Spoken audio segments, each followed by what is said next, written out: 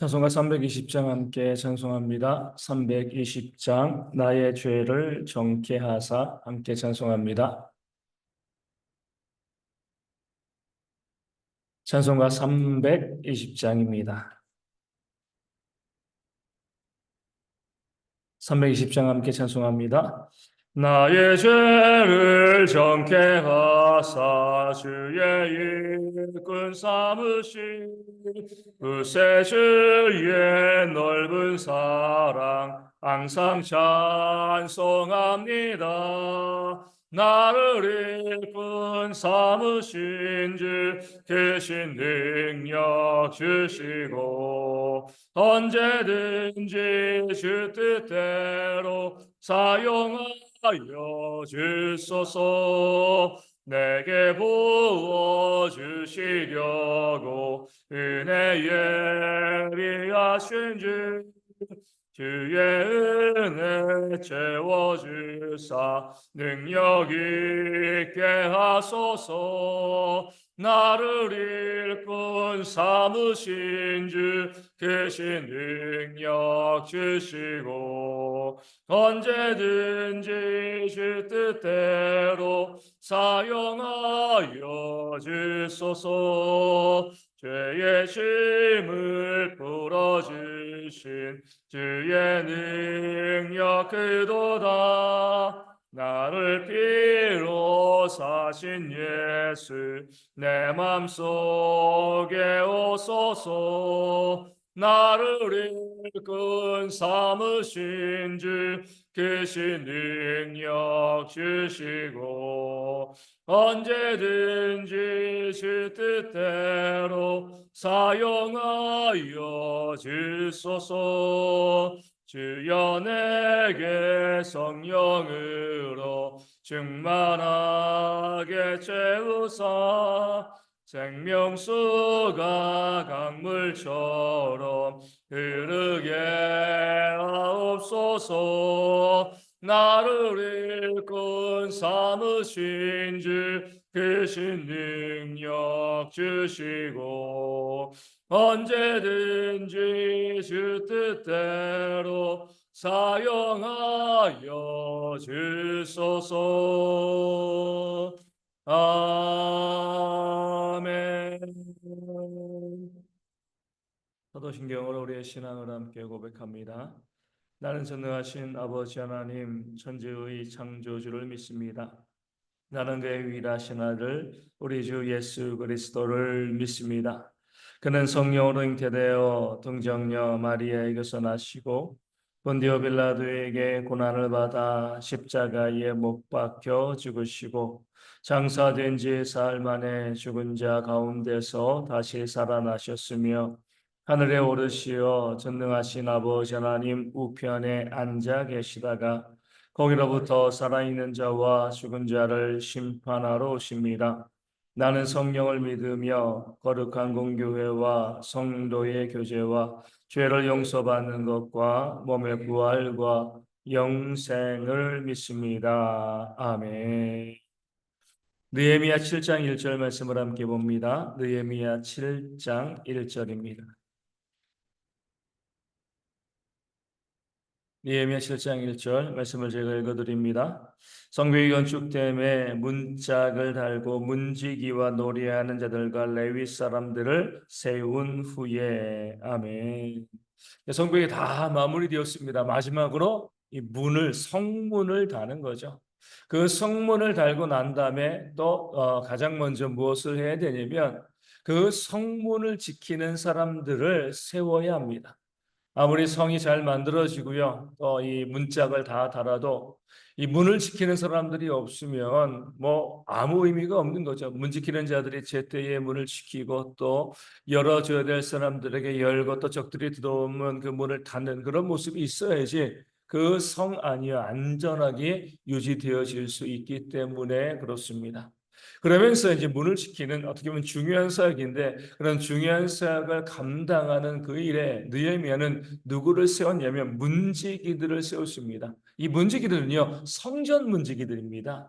그러니까 성전에서 문을 지키던 레위 사람들이 있는데 이 성전에서 문을 지키던 레위 사람들을 성벽의 문을 지키는 자로 그렇게 세우는 거죠. 그리고 노래하는 자들, 이 성전에서 성가대죠, 그렇죠? 이 노래하는 자들을 또 문지기로, 그러니까 레위 사람들을 문지기로 세우는 그런 모습이 오늘 본문 가운데 나와 있습니다.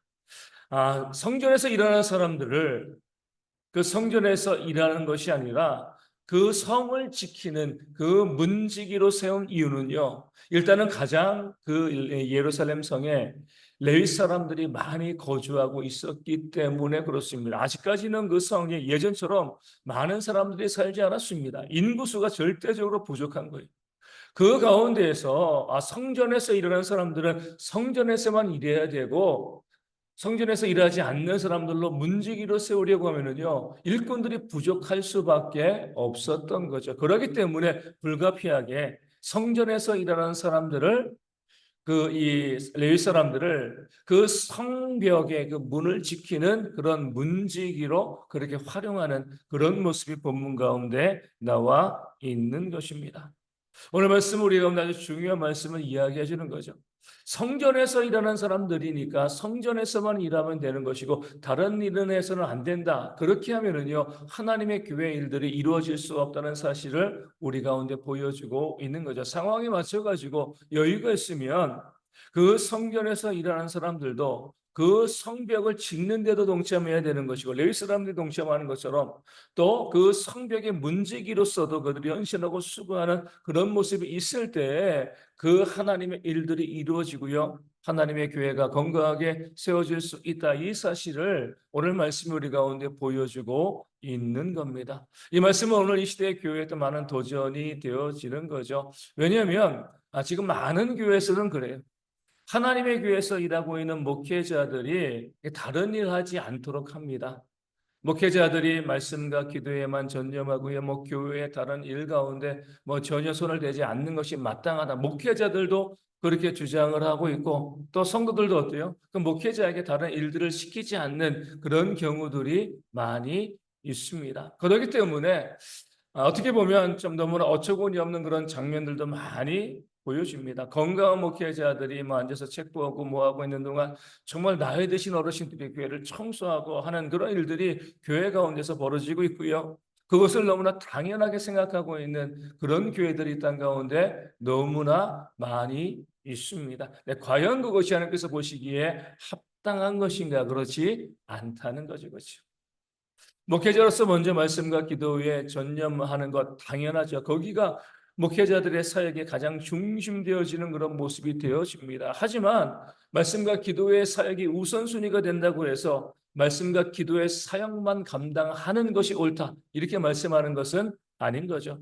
오늘 성전에서 일하고 있던 레위 사람들이요. 그 성문을 지키는데도 함께 애쓰고 수고했던 것처럼 교회 목회자들도 교회의 형편과 사정을 바라보면서 교회에 헌신하고 수고할 일이 있을 때 함께 그 일에 동역하며 함께 수고하는 것이요. 하나님께서 원하시는 그런 모습이 되어지는 겁니다. 모든 사람이 함께한 길을 세워가야지 나는 이 일만 이렇게 하는 것이 아니라 내가 감당할 그 일에 최선을 다하고 또 힘을 더해가지고 또 다른 일에도 내가 손을 대서 함께 동역하고 수고하는 그런 모습이 있어야지 하나님께서 원하시는 그런 모습이 되어지는 겁니다. 우리 가톨릭 같은 경우는 그 일이 아주 뚜렷하게 구분되어져 있습니다. 그런 면에서 이 시대의 교회가 목회자가 말씀과 기도만 하고 다른 일도 하나도 하지 않는 것은요. 이 가톨릭의 모습을 닮아가는 어떻게 보면 잘못된 모습일 수가 있습니다. 목회자가 말씀과 기도의 그 사역을 감당할 때 그 일만 거룩하고 나머지 일들은 거룩하지 않다라고 보는 것은 잘못된 것이죠. 교회 가운데서 우리가 헌신하는 모든 일들은 다 하나님 보시기에 거룩한 일들입니다. 그렇기 때문에 그 거룩한 일들에 당연히 목회자들이 앞장서서 수고하고 헌신하는 것이 마땅한 것이죠. 그렇기 때문에 사도 바울도 어때요?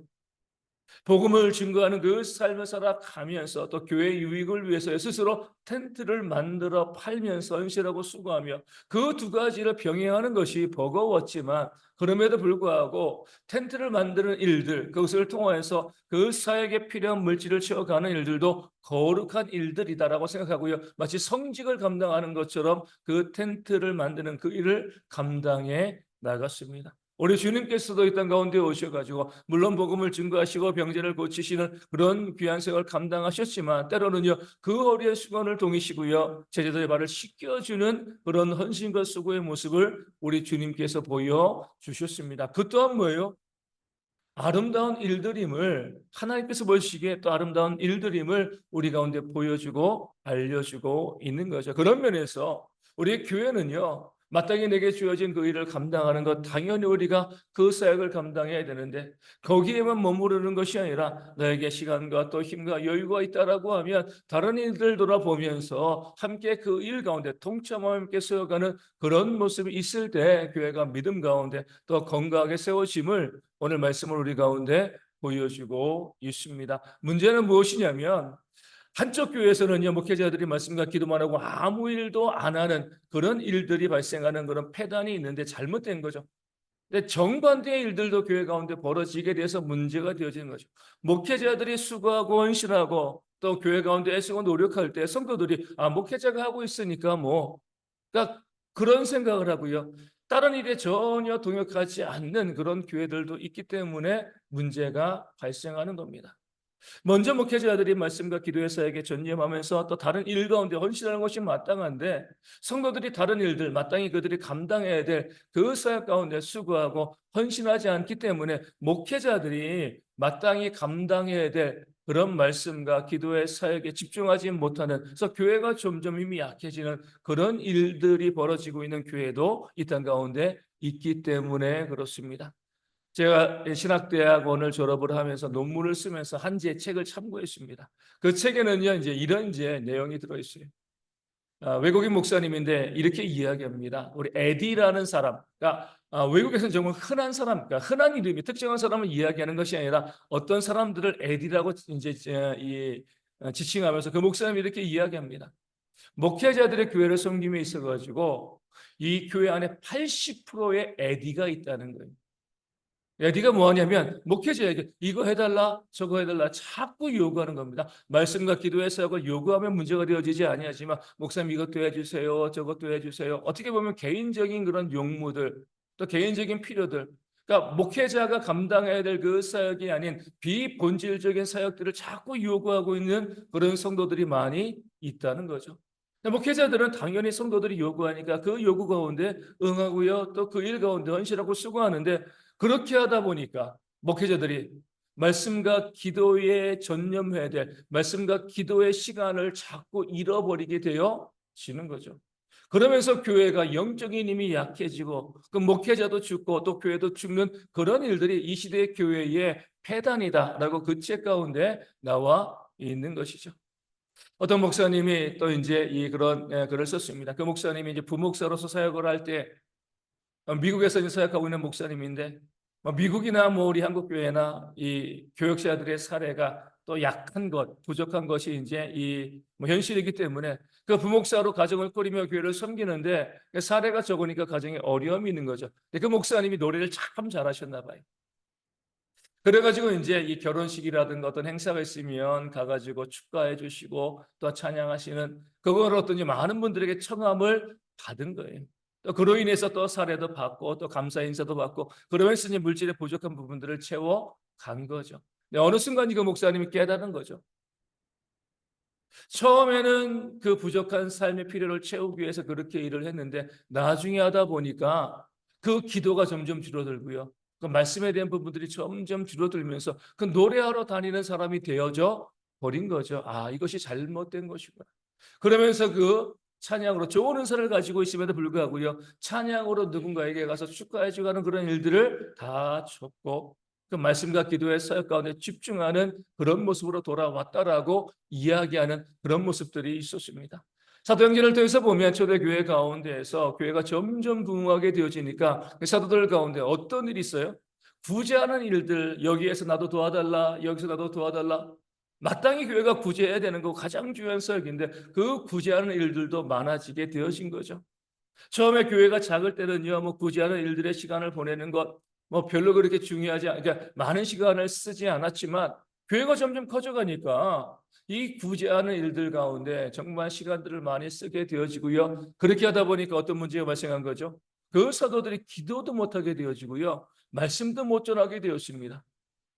본질적인 사역에 줄어들고요, 그렇지 않은 사역에 더 많은 시간을 쓸 수밖에 없는 그런 환경이 되어지니까 초대교회는 지혜롭게 무엇을 한 거죠? 7명의 집사를 세워서 그 7명의 집사들로 하여금 그 구제하는 일에 전념할 수 있도록 하고요, 또 사도들은 다시 한번 말씀과 기도의 사역 가운데 또 전념하게 되어짐으로 초대교회가 더욱더 부흥되어지는 그런 역사가 일어나게 되었습니다. 그렇게 사도들이 말씀과 기도에 전무하였다고 해가지고요, 그들이 구제에 신경 안 썼을까요? 그거 아니죠.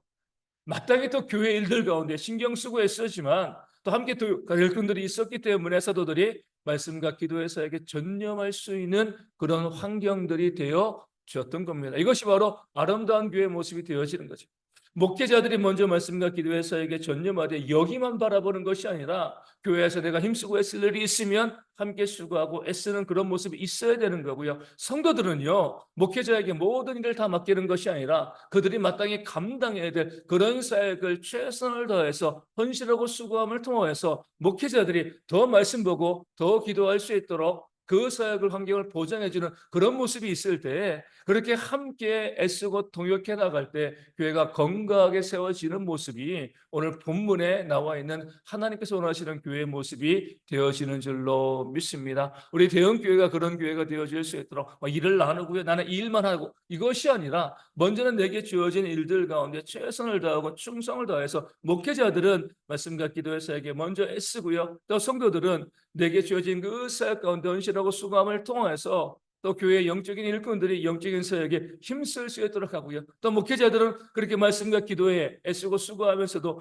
교회에 어려운 일이 있을 때, 내가 도와야 될 일이 있을 때 적극적으로 나서가지고 그 사역 가운데 헌신하는 그런 모습을 통해서 교회가 서로 나뉘어지고요, 서로 계급을 또 나누고 또 서로 일들을 나누고 서로 분리되어지는 모습이 아니라 한 몸인 공동체로서 온전히 시험받는 그런 교회가 되어질 수 있도록 우리가 열심히 함께 기도하도록 하겠습니다. 그래서 우리가 성경적인 교회가 온전히 세워질 수 있도록 위하여 기도하여 주시고요, 우리 가운데 육신의 질병에 있는 분들이 있습니다. 하나님의 은혜 가운데 온전히 회복되어질 수 있도록 이름을 불러가며 기도하여 주시되, 우리 김은경 입사님, 우리 최정암 가운데 회복되어지는 은혜가 있도록 더욱더 많이 기도하여 주시고요, 삶의 문제와 경제적인 어려움을 아파하는 분들이 있습니다. 그들 가운데도 하나님의 은혜, 회복의 역사가 있도록 기도하여 주시고, 어제 비가 많이 왔는데 우리 교인들의 삶에 큰 어려움 문제 없도록, 앞으로도 또 내일부터도 또 비 소식이 있는데 큰 어려움이 없도록 기도하여 주시고, 이 환경 가운데 어르신들과 또 아이들, 또 군에 있는 형제들이 건강하고 안전할 수 있도록 기도하여 주시고, 내일 우리 아동부 성경학교 교회에서 진행되어집니다. 하나님 은혜 가운데 잘 진행되어지고요,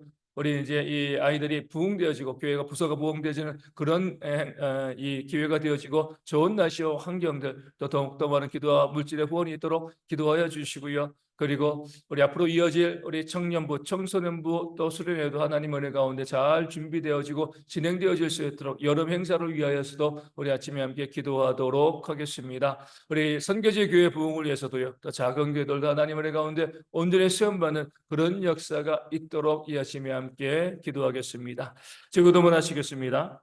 하늘에 계신 우리 아버지, 아버지의 이름을 거룩하게 하시며 아버지의 나라가 오게 하시며 아버지의 뜻이 하늘에서와 같이 땅에서도 이루어지게 하소서. 오늘 우리에게 일용할 양식을 주시고 우리가 우리에게 잘못한 사람을 용서하여 준 것 같이 우리 죄를 용서하여 주시고 우리를 시험에 빠지지 않게 하시고 악에서 구하소서. 나라와 권능과 영광이 영원히 아버지의 것입니다. 아멘. 기도하겠습니다.